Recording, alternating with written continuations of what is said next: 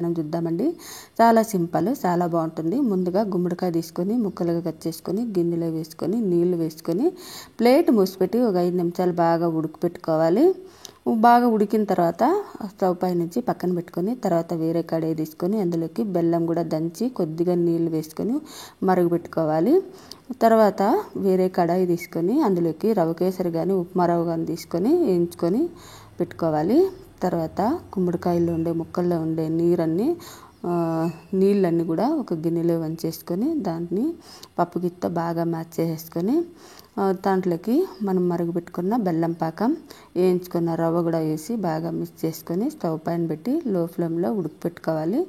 తర్వాత మరుగుపెట్టుకున్న పాలు ఒక గ్లాసు పాలు వేసుకున్నట్లయితే మంచి టేస్టీగా ఉంటుంది పాయసం, గుమ్మడికాయ పాయసం. తర్వాత వేరే కడాయిలోకి కొద్దిగా నెయ్యి వేసుకొని డ్రై ఫ్రూట్స్ని కూడా ఫ్రై చేసుకొని వేసుకొని యాలకుల పొడి వేసుకోవాలి. అంతే,